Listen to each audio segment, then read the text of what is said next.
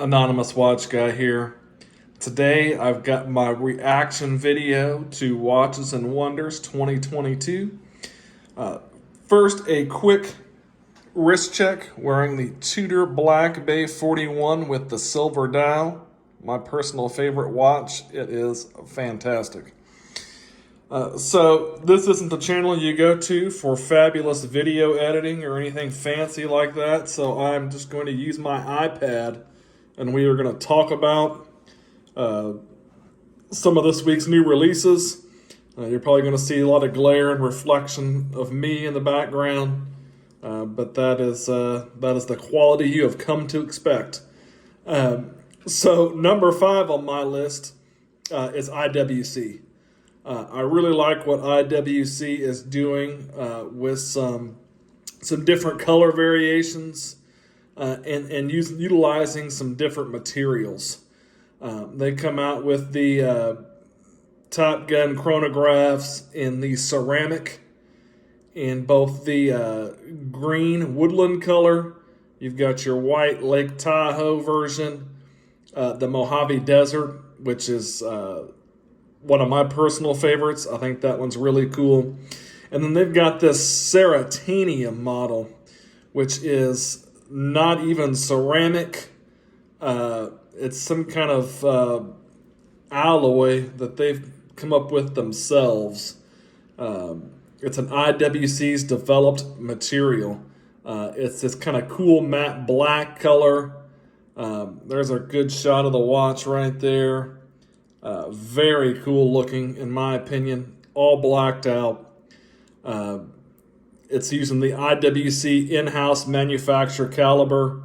Very cool movement. You've got a nice display case back there where you can see the movement. And then here is the material.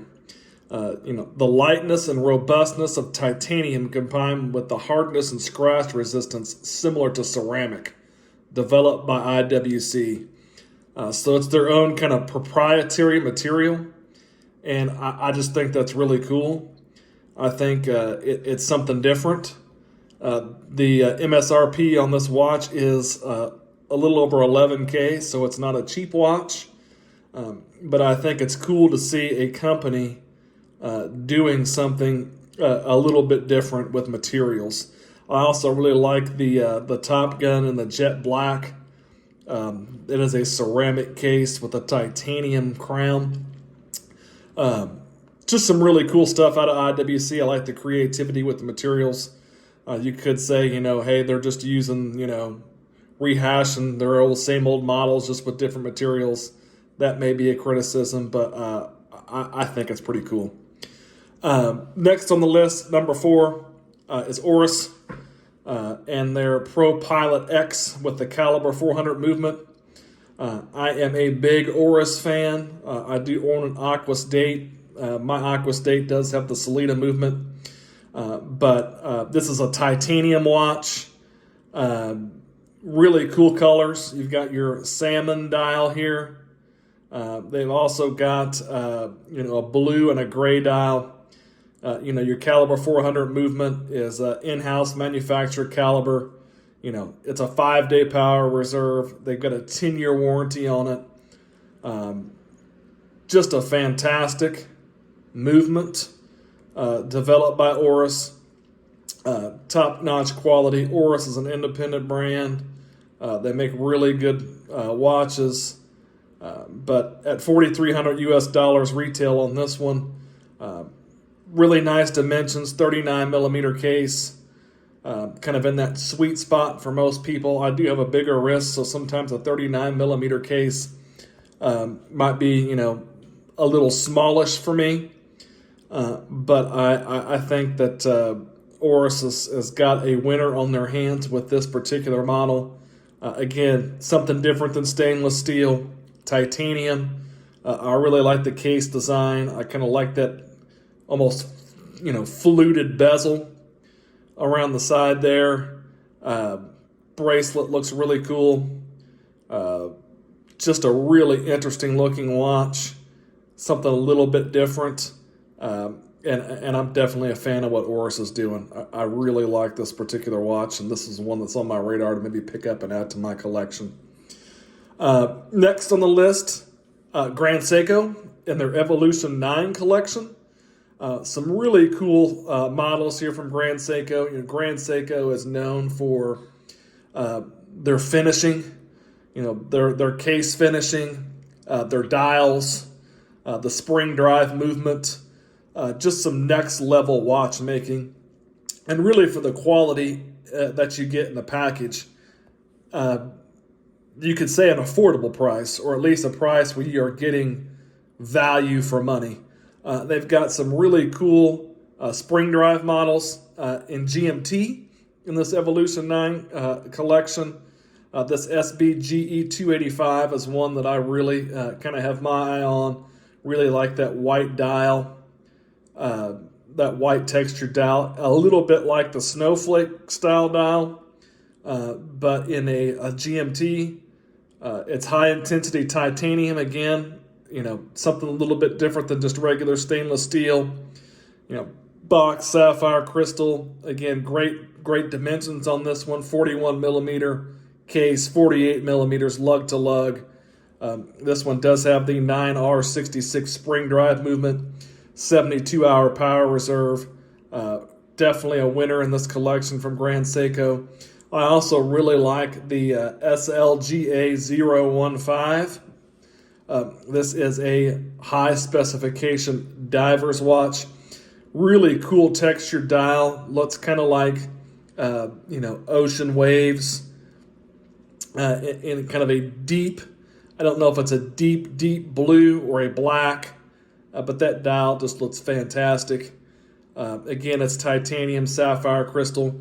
This one's a little bit bigger at 43.8 millimeters and 51 lug to lug, but I think it's still wearable for most people. This is the 9RA5, a spring drive movement in this one, 200 meters water resistance. Really cool watch. You've got your next level finishing and quality from Grand Seiko. There's one more in this collection that kind of caught my eye, and that's the SLGH 011. This particular one is an online-only version. It's a boutique online exclusive. It has kind of a green textured dial. Again, their dial work is just absolutely amazing. This one's just a little over $9,000 US. This one's an automatic movement, 40 millimeter case, 47 lug to lug. With their 9SA5 automatic movement. Really cool piece. Grand Seiko. If you've never checked out a Grand Seiko or seen one in person, I couldn't recommend it more. When you see a Grand Seiko in person, you realize you're looking at something that's definitely high quality. Number 2 on the list for me is Breitling and the new Navitimers.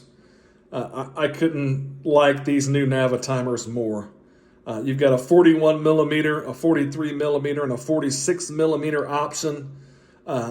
They kind of extended the color of the dial out farther onto that outer ring,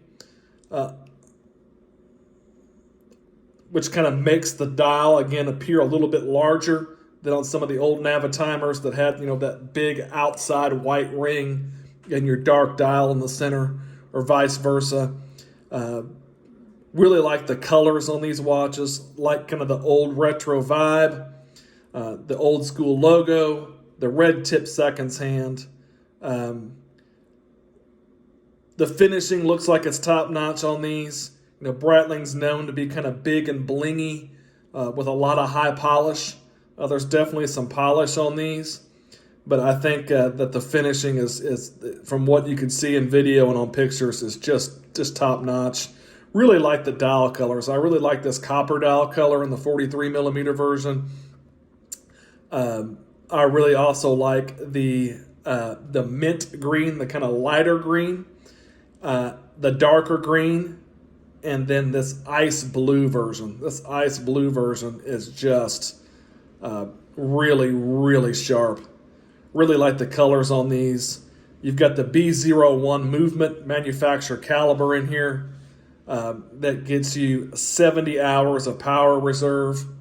They come either on the leather strap or bracelet.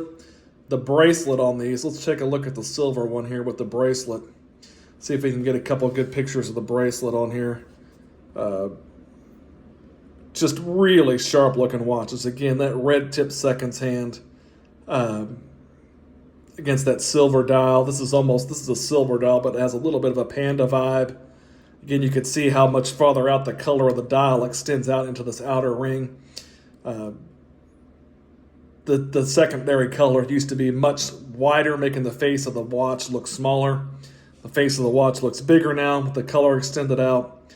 Really cool looking bracelet with the polished center links. Display case back on Breitling. A lot of Breitlings over the years had, closed case backs. Really like that you've got the display case back on this. The rotor's kind of skeletonized and signed Breitling. I mean, just a sharp looking watch. Decent lume. Here's a shot of the bracelet. You've got a butterfly clasp, signed Breitling on the inside. This is an absolute home run winner for me for Breitling. The only reason I wouldn't put it number one on my list is just price. On bracelet, you're going at almost $10,000 US. I don't think that's unreasonable for what you're getting in the watch, but it may be a little bit out of most people's price range. But to me, the new Breitling Navitimers is definitely something that you want to check out. And number one for me, again, I'm a Tudor fanboy, but number one for me is the Black Bay Pro. I know, we've got a whole bunch of Black Bays out there, and everything's a Black Bay, but this gives a really Rolex Explorer 2 vibe. You've got your 24-hour fixed stainless steel bezel. You've got your yellow GMT snowflake hand. I'm a big fan of snowflake hands. Bracelet is great. That looks like a different clasp than what's on my bracelet. So it's a little bit different clasp. Just looks great on wrist. Great dimensions, great sizing. This to me is an absolute home run. I love the color contrast with kind of the off-white hands and indices, and then your black dial, your yellow GMT hand. Looks good on leather and the NATO strap as well. 200 meters water resistance, manufacturer caliber movement, chronometer grade. 70 hours power reserve, 39 millimeter case, great dimensions, going to work well for just about any size wrist. And I think the price is 100% on point.